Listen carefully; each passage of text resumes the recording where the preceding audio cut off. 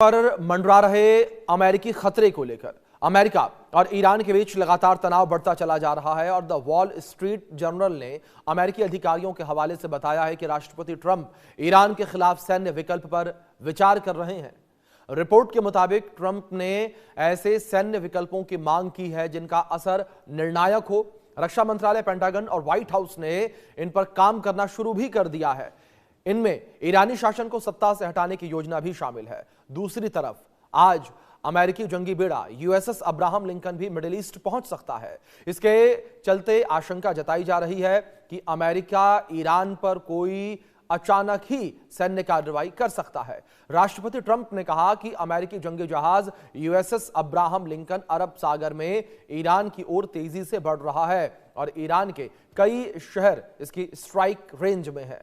तो वहीं अमेरिकी गतिविधियों के जवाब में ईरानी सुप्रीम काउंसिल के जावेद अकबरी ने कहा कि मिडिल ईस्ट में अमेरिका के सभी सैन्य अड्डे ईरान के निशाने पर हैं। हमारी मिसाइलें आदेश के इंतजार में दुश्मन पर गरजने को तैयार हैं। ईरान ने अमेरिकी राष्ट्रपति ट्रंप के उस दावे को भी झूठा करार दिया जिसमें उन्होंने तेहरान में अमेरिका के डर से 800 से ज्यादा अधिक लोगों की फांसी की सजा रोकने का दावा किया। ईरान की न्यायपालिका की समाचार एजेंसी मिजान के माध्यम से मुवाहितिद ने कहा कि दावा पूरी तरह से झूठा है। ऐसी कोई संख्या मौजूद नहीं है, ना ही न्यायपालिका ने कोई निर्णय लिया। ईरान में शक्तियों का विभाजन है और कोई भी संस्था विदेशी ताकतों के निर्देश नहीं मानती। दोनों देशों के बीच तनाव को देखते हुए माना जा रहा है कि बस कुछ ही घंटे बाद ईरान पर अमेरिका अटैक कर सकता है। आज इसी मुद्दे पर हम अपने खास प्रोग्राम में मेहमानों के साथ चर्चा करेंगे, लेकिन उससे पहले कुछ और जानकारियां ग्राफिक्स के माध्यम से हम आप तक पहुंचाएंगे और आपको बताएंगे कि किस तरीके से यहां पर ये स्थितियां, विपरीत स्थितियां जो हैं वो बनती हुई नजर आ रही हैं और मिडिल ईस्ट में जिस तरीके से युद्ध के बादल मंडराते हुए नजर आ रहे हैं उसको लेकर तरह तरह की बातें जो हैं वो भी कही जा रही हैं। एक और अमेरिका का दावा, एक और ईरान का यह कहना कि हम अमेरिका से नहीं डरते हैं। चलिए चर्चा की शुरुआत करेंगे। इस बीच खास मेहमान हमारे साथ जुड़ गए हैं। हमारे साथ retired group captain UK Devnath ji जुड़ गए हैं, विदेश defence expert. UK Devnath ji, बहुत स्वागत है आपका चर्चा में। और यूके देवनाथ जी, सबसे पहले आपसे यहां पर मैं यही चाहूंगा, जिस तरीके से बार बार मिडिल ईस्ट का जिक्र किया जा रहा है और यूएसएस अब्राहम लिंकन की तैनाती का जिक्र जो है किया जा रहा है, पनडुब्बियों की तैनाती का जिक्र किया जा रहा है, इसे क्या स्ट्रेटेजिक प्रेशर के तौर पर आप देखते हैं या सही में अमेरिका के द्वारा आप मिडिल ईस्ट में कोई बड़ा अटैक देख रहे हैं? जी हाँ, जैसे जैसे डोनाल्ड ट्रंप को लग रहा है कि ईरान में शायद सत्ता परिवर्तन करने का समय आ गया है, वो अपनी फौजी कार्रवाइयों को वहाँ बढ़ाते रह रहे हैं। हो ये रहा है कि डोनाल्ड ट्रंप को 15 दिन पहले ऐसे लग रहा था कि ईरान के अंदर जो आंतरिक प्रदर्शन हो रहे थे वो बहुत और ज़्यादा उग्र हो जाएंगे। लोग और ज़्यादा सरकारी प्रतिष्ठानों पर आग लगा देंगे। लोग शायद राष्ट्रपति पेजेश्किन के घर में घुस जाएंगे। हो सकता है कि जो जनता है, जो नाराज लोग हैं, वो आयतुल्लाह ख़मेनी के पैलेस में घुस जाएंगे। लेकिन डोनाल्ड ट्रंप का यह जो उनकी जो ये आशा थी ये फलीभूत नहीं हुई। लेकिन उन्होंने अभी तक हिम्मत नहीं खोई है। डोनाल्ड ट्रंप अभी भी सोच रहे हैं कि अगर वो ईरान के ऊपर अगले हफ्ते तक हवाई हमले करना शुरू कर देंगे, जिसमें कि शायद इजराइल भी बहुत मदद करेगा, तो फिर शायद ईरान की जनता फिर से हजारों लाखों की तादाद में सड़क पर आ जाएगी प्रदर्शन करने। तो डोनाल्ड ट्रंप ने अपने एयरक्राफ्ट कैरियर को उत्तरी अरब सागर में तैनात कर दिया है। अब्राहम लिंकन जो है वो और 2 दिन के अंदर ईरान के खिलाफ एयर स्ट्राइक करने के रेंज में आ जाएगा। एक और एयरक्राफ्ट कैरियर ग्रुप को अभी अटलांटिक महासागर से भूमध्य सागर में डाला जा रहा है। ये खबरें ये भी बता रही हैं कि यूएस एयरफोर्स जो है अपने B-2 बॉम्बर्स की तैयारी हिंद महासागर के बीच में जो दियागो गार्सिया है वहां पर करने जा रही है। जी जी देवनाथ जी, दूसरी ओर जिस तरीके से ईरान भी अब अमेरिका को आंख दिखाने लगा है, इसे किस तरीके से आप देखते हैं? क्या अमेरिका का जो प्रभाव है वो कम पड़ता हुआ नजर आ रहा है? क्योंकि उन देशों को लेकर बात करें जो छोटे देश थे, जो डरा करते थे, वो भी अमेरिका को आंख दिखा रहे हैं, वो भी अमेरिका से डरते नजर नहीं आ रहे हैं। इसमें कोई शक नहीं है कि ईरान की सभ्यता तो हजारों साल पुरानी जी है, 5,000 साल पुरानी है। तो अंदरूनी तौर पर ईरान के जो दूर दराज के क्षेत्र हैं, गांव हैं, छोटे कस्बे हैं, वहां पर अभी भी अयतोल्ला खमेनी का ही इन्फ्लुएंस है। और इस तरह से ही ईरानियन रेवोल्यूशनरी गार्ड, जिनकी स्ट्रेंथ 1.5 लाख से ज़्यादा है, वो अभी तक अयतोल्ला खमेनी के लॉयल बने हुए हैं। अमेरिका बहुत आशा कर रहा था कि जैसे वेनेजुएला में हुआ, वेनेजुएला की फौज जो थी वो अमेरिका के डेल्टा फोर्स के विरुद्ध नहीं लड़ी। तो अमेरिका बहुत आशा कर रहा था कि ईरानियन रेवोल्यूशनरी गार्ड भी शायद आयतुल्ला खमेनी के सपोर्ट छोड़ देगी और अमेरिका के खिलाफ युद्ध करने का प्रण नहीं लेगी। जी लेकिन ऐसा कुछ हुआ नहीं।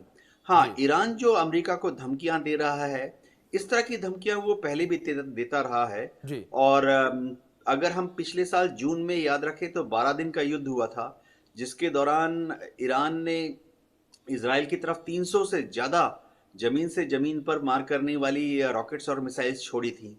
और 12वें दिन तो ईरान ने एक जमीन से जमीन पर मार करने वाली मिसाइल अमेरिका के कतार में जो उनका अड्डा है यूएस एयरफोर्स का, वहां पे ही बहुत सटीक अचूक निशाने से लगाया था। बिल्कुल। तो धमकी है, लेकिन देखिए, हर युद्ध में ऐसा होता है, कोई भी जी झुकता नहीं है, धमकियां देता रहता है। जी। जी बिल्कुल बिल्कुल। इस बीच हमारे साथ विदेश मामलों के जानकार संजीव श्रीवास्तव जी भी जुड़ गए हैं। संजीव जी, बहुत स्वागत है आपका भी चर्चा में।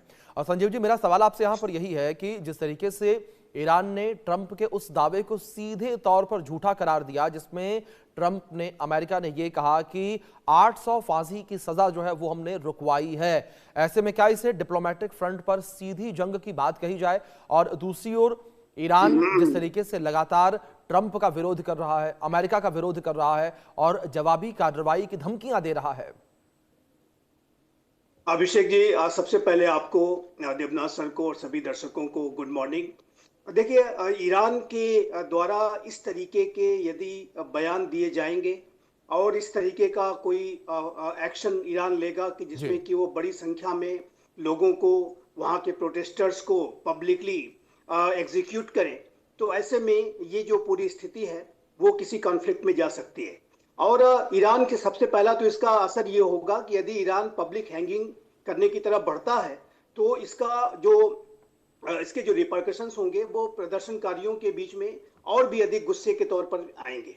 और ये जो ईरान के अंदर का जो असंतोष है, जो गुस्सा है, वो और अधिक बढ़ेगा। और ये हमने यद्यपि कि देखा था कि जब कभी भी पिछले विरोध प्रदर्शन हुए थे, जैसे 2022 में जो महसा अमीनी की हत्या के बाद जो प्रदर्शन हुए थे, उसको भी ईरान ने ब्रूटली क्रश किया था और उसमें एक तरह से सफलता भी पाई थी।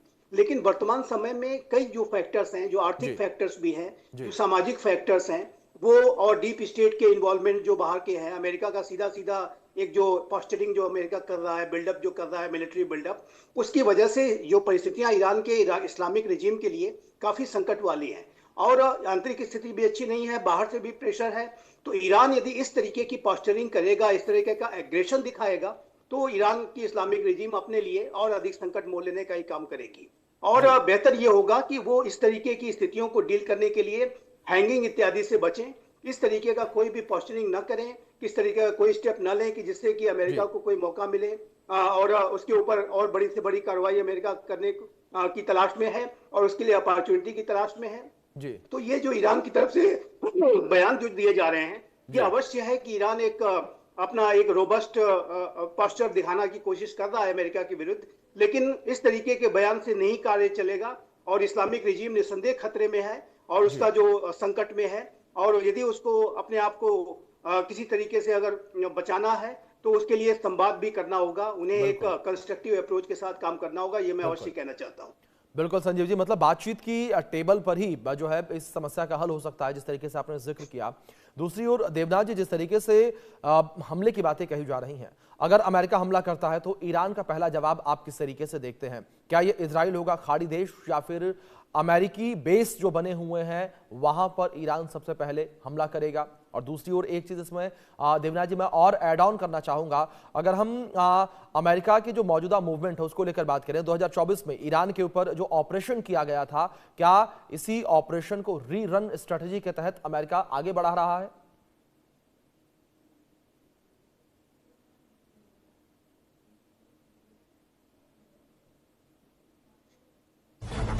देवनाथ जी, आपका डिवाइस म्यूट है, प्लीज उसे अनम्यूट करें।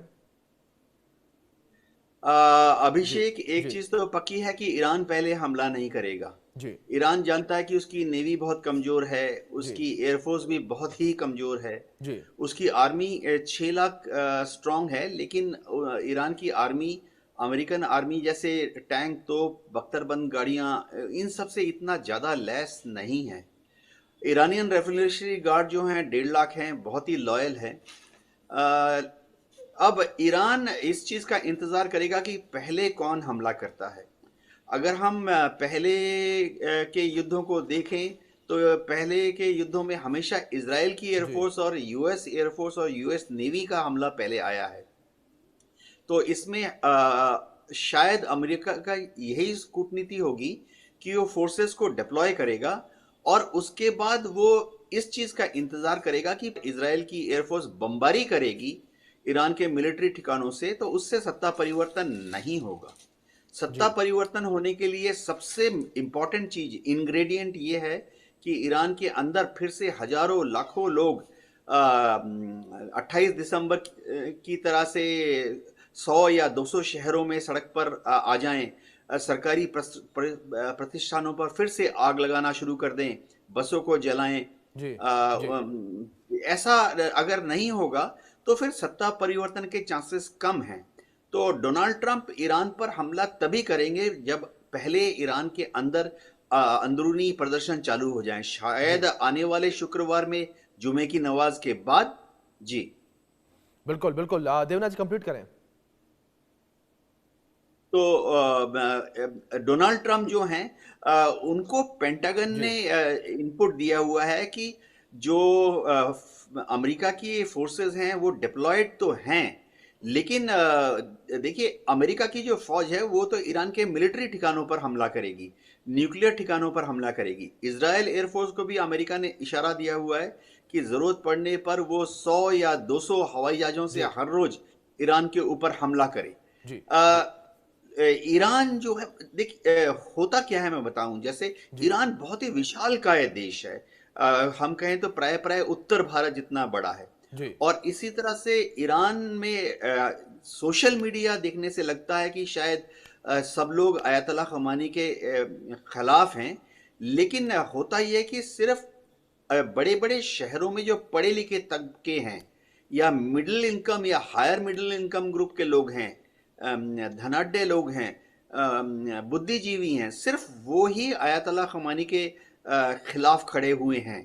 जो ईरान के आम किसान हैं या लोअर मिडिल क्लास या समाज के जो गरीब लोग हैं या दूर दराज के गांव में जो लोग हैं, वो सब धार्मिक विचारधाराओं से प्रेरित होते हैं।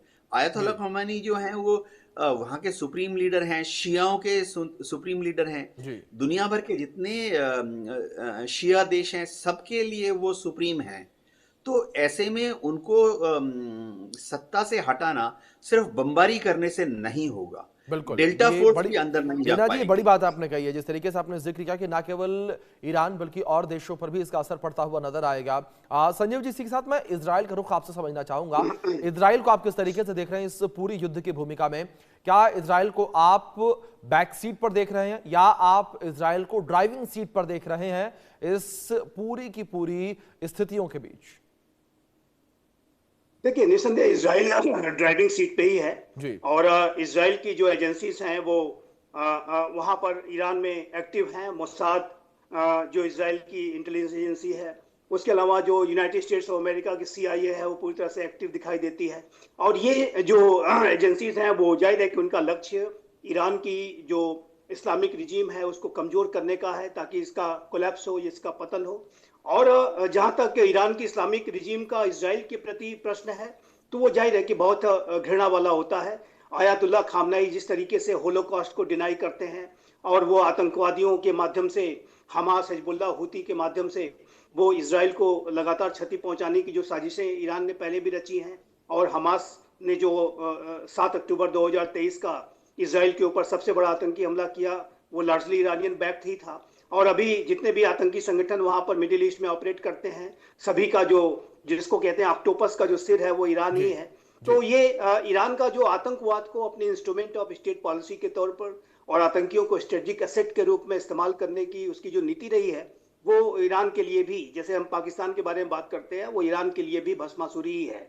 और ईरान को अपने इस तरीके की नीति को त्यागना होगा, उसको भी उसके ऊपर पुनर्विचार करना होगा, और इसराइल के प्रति जो नफरत वाली जो भावना है उसको त्यागना होगा। जिस तरीके से ईरान के जो लीडर्स हैं वो कहते हैं जियोनिस्ट, वो नाम भी नहीं लेते, इसराइल का सीधा सीधा नाम नहीं लेते, जियोनिस्ट रिजीम कहते हैं, और कहते हैं कि उनको वर्ल्ड मैप से मिटा देंगे। अब एक ऐसा राष्ट्र जो कि इसराइल को दिन रात वर्ल्ड मैप से मिटाने के बारे में सोचता है, ज्यूज को मिटाने के बारे में सोचता है, पूरी हिटलर वाली जो सोच रखता है, उसके पास यदि न्यूक्लियर बम आ गया तो फिर वो इसराइल के लिए क्या होगा, किस तरीके का थ्रेट परसेप्शन इसराइल फेस करेगा, हम समझ सकते हैं। और यही कारण है कि अमेरिका और इसराइल इस बात को लेकर के संकल्पबद्ध हैं कि वो ईरान को न्यूक्लियर वेपन्स एक्वायर नहीं करने देंगे, किसी कीमत पे नहीं करने देंगे। तो ये जो पूरी स्थिति है, उसमें ईरान को अपने इसराइल के प्रति जो अप्रोच है उसके ऊपर पुनर्विचार करना चाहिए। बहरीन जब रिकॉग्नाइज कर सकता है, यूएई जब रिकॉग्नाइज इसराइल को कर सकता है, तो ईरान क्यों नहीं कर सकता? अब्राहम एकॉर्ड्स को ईरान क्यों उसका विरोध करता है? क्यों डायलॉग अमंग सिविलाइजेशन शियाओं के साथ नहीं हो सकता? जब सुन्नी के साथ हो सकता है, सुन्नी वर्ल्ड के साथ अगर इसराइल बात कर सकता है, तो सिया वर्ल्ड के साथ क्यों नहीं बात कर सकता? आप क्यों नहीं बात करते हैं? आखिर यहूदियों को क्या इस धरती पर रहने का हक नहीं है? क्या यहूदी मानवता के भाग नहीं है? ये सारे सवाल बहुत बड़े हैं, और ईरान को इसके बारे में सोचना होगा। इस्लामिक रिजीम वो अपनी जगह पे ठीक है कि वो थियोलॉजिकल रिजीम है, उसके नेता हैं, धार्मिक हैं, इत्यादि इत्यादि, लेकिन उनका जो अप्रोच है, चाहे वो आतंकवाद के प्रति हो, चाहे इसराइल के प्रति हो, death to America, death to Israel के जो नारे लगते हैं, उसको बंद करना होगा उन्हें, और एक कंस्ट्रक्टिव अप्रोच अडॉप्ट करना होगा, अपनी आवाम के प्रति कंस्ट्रक्टिव अप्रोच अडॉप्ट करना होगा। तब तो आप अपेक्षा कर सकते हैं कि आपकी आवाम भी आपके साथ रहेगी और विश्व भी आपके साथ सहयोग करेगा। लेकिन यदि आप हर जगह घृणा, नफरत और दमन और शोषण करने का कार्य करेंगे, तो आप कितने दिन तक सरवाइव कर पाएंगे? ये बड़ा सवाल है। बिल्कुल बिल्कुल संजीव जी, जाहिर तौर पर एक वाजिब सवाल है ये। इसके साथ देवनाथ जी, अगर हिजबुल्लाह, हूती और हमास जैसे ग्रुप्स को लेकर बात करें, ये ग्रुप मिडिल ईस्ट को कितना अनकंट्रोल्ड बैटलफील्ड बनाते हुए चले जा रहे हैं? इसमें कोई शक नहीं है कि जब से सीरिया में राष्ट्रपति बशर अल असद की सरकार गई है, और वहां तो अब अमेरिका ने एक आतंकवादी को ही प्राइम मिनिस्टर प्रेसिडेंट बनाकर, अल शरा जोलानी को, जो कि अमेरिका ने ही आतंकवादी घोषित किया था, उसी को अब अमेरिका ने प्राइम मिनिस्टर प्रेसिडेंट बनाया हुआ है। जब से सीरिया हाथ से निकल गया है, उसके बाद से ईरान को लेबनान में हिजबुल्लाह को लॉजिस्टिक सपोर्ट देने में काफ़ी दिक्कत हो रही है, हथियार भेजने में काफ़ी दिक्कत हो रही है। तो हिजबुल्लाह भी पहले के मुकाबले काफ़ी कमज़ोर हो गया है। हमास मिलिट्री तौर पे तो अब गज़ा के अंदर प्राय ख़त्म हो ही गया है। हूती जो हैं यमन में हैं, लेकिन पिछले 1 साल से वो भी आस्ते आस्ते ज़रा कम एक्टिव हैं। अगर हम देखें पिछले 6 महीने में, पिछले 3 महीने में हूती ने ना के बराबर हमले किए हैं इजराइल के ऊपर। तो ईरान क्या करेगा? देखिए, ये समझना पड़ेगा कि ईरान क्यों अमेरिका के विरोध में है। 1979 के पहले ईरान में शाह ऑफ ईरान का कंट्रोल था, और शाह ऑफ ईरान जो थे वो पूरी तरह से अमेरिका के कंट्रोल में थे। तो ईरान का जितना कच्चा तेल का दोहन होता था, जो कल कारखाने थे, प्रोडक्शन सेंटर्स थे, रिग्स थे, ईरान कहाँ पर उस कच्चे तेल को बेचेगा, किस कीमत पर बेचेगा, किसको नहीं बेचेगा, सब अमेरिका ही तय करता था। तो इससे ईरान में जाहिर बात है कुछ लोग थे वो जरा असंतुष्ट थे, जो चाहते थे कि ईरान में जो कच्चा तेल पैदा होता है वो सिर्फ ईरान के लोग तय करेंगे कि कैसे, कहाँ बेचा जाएगा, किस कीमत पर बेचा जाएगा। मैं थोड़ा एग्जाम्पल आपको देना चाहता हूँ देखिए 2018 तक तो भारत भी ईरान से बड़ी तादाद पर कच्चा तेल आयात करता था, लेकिन 2018 में अमेरिका ने भारत को काटसा लगाकर भय दिखाया, जी लगाने का भय जी दिखाया। काटसा जी है CATZA, यानी countering America's adversary through sanction. तो अमेरिका ने भारत को भय दिखाया, भारत ने एक दो कच्चा तेल लेना बंद कर दिया। जी ऐसी हरकतों की वजह से ही ईरान थोड़ा अमेरिका विरोधी मानसिकता रखता है। ये याद रखना पड़ेगा कि 1979 में जब वहाँ विद्रोह हुआ और ईरानियन रेवोल्यूशन के बाद जब आयतुल्लाह खोमेनी की सरकार आई, तो सबसे पहले इजराइल ने अमेरिका को हेल्प की, मोसाद जी को भेजकर आयतुल्लाह खोमेनी को अपदस्थ करने के लिए। ये मैं 1979 के रिवोल्यूशन से 6 महीने पहले की बात कर रहा हूं, जी जब ईरान में रेवोल्यूशन अपने चरम सीमा पर था, लेकिन शाह ऑफ ईरान फिर भी पावर में थे। उस वक्त मोसाद ने सैकड़ों की तादाद में अपने एजेंट्स को वहां पे एक्टिवेट किया था ईरान के शाह के समर्थन में। जी तो उसी समय से और जब ईरान जब 1979 में जब आयतुल्लाह खोमेनी की सरकार आई, तो जी सबसे पहला जो मिलिट्री अटैक किया गया था ईरान के ऊपर, चाहे वो उनके जी IRG के टॉप मिलिट्री लीडर्स पर हो या ईरान के साइंटिस्ट पर हो, वो इजराइल के मोसाद ने करवाया था।